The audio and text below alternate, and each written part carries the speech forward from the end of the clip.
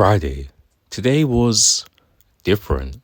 At the start of fourth period, Mr. Harrington announced that we were gonna get a new student after this weekend. Now I know that doesn't sound so exciting, but apparently this kid is from Alabama and is moving into the next town over.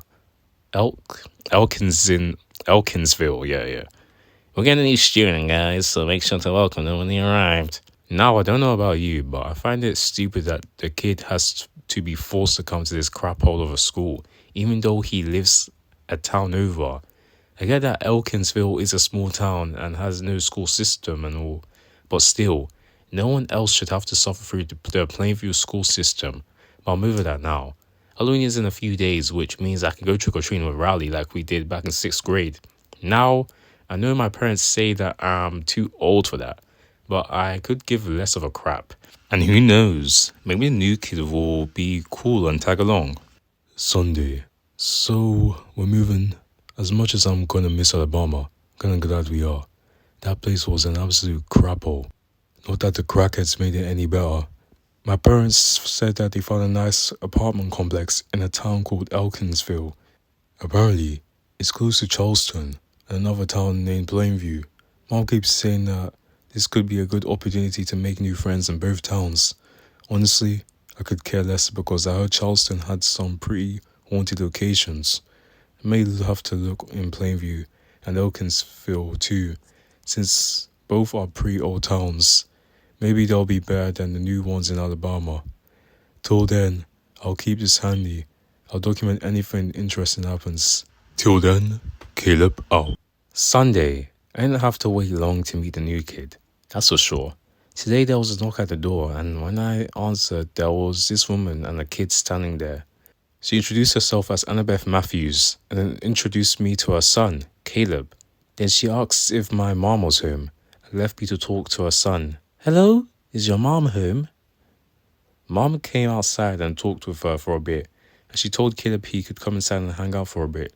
He didn't seem too pleased to be there, though.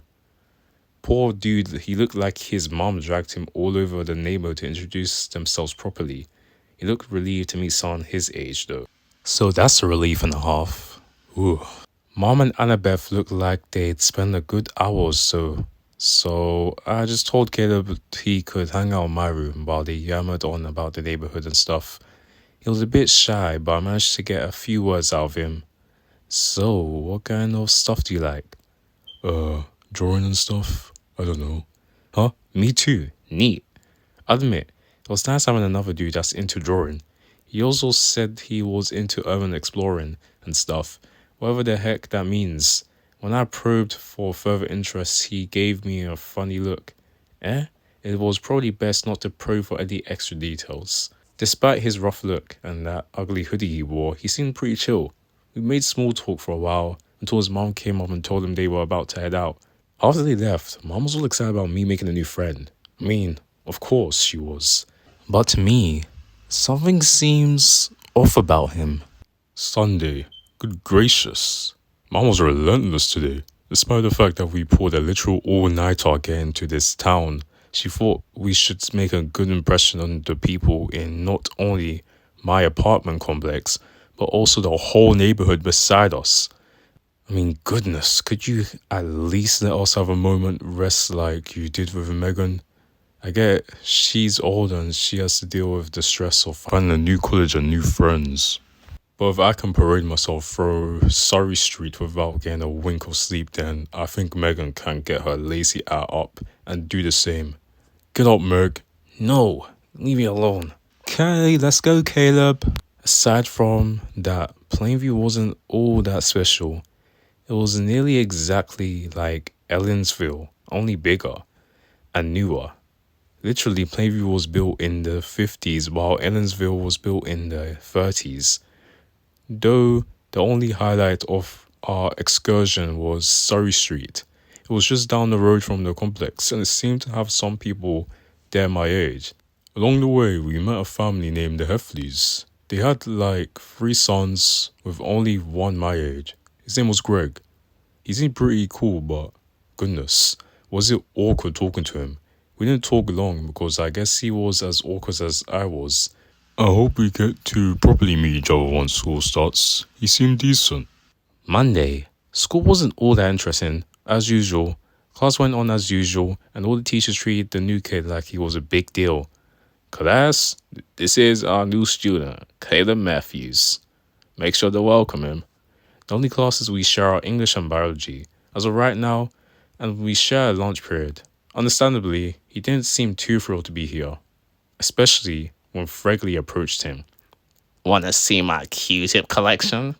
No. Lunch wasn't that eventful either. I managed to snag a few seats with Rowley, and he also came over to sit. Again, he was shy at first, but he actually opened up a bit.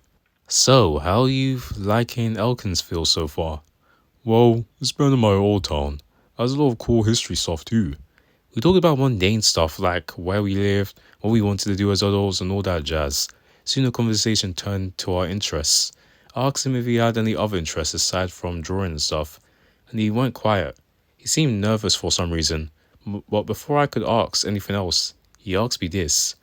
If I told you, would you think of me as a freak? A bit weirded out, I just told him this. Dude, if you are uncomfortable around Fregley, then you're far from a freak. Thankfully, that seemed to reassure him. Huh, yeah, I guess you're right. So, what's your freaky secret, man? Well, I'm into the paranormal stuff.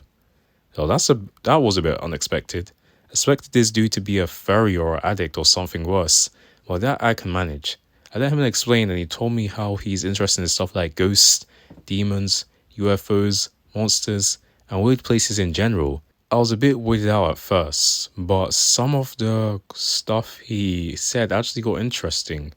Apparently he was a huge history buff too, because he told me some really interesting crap about Plainview.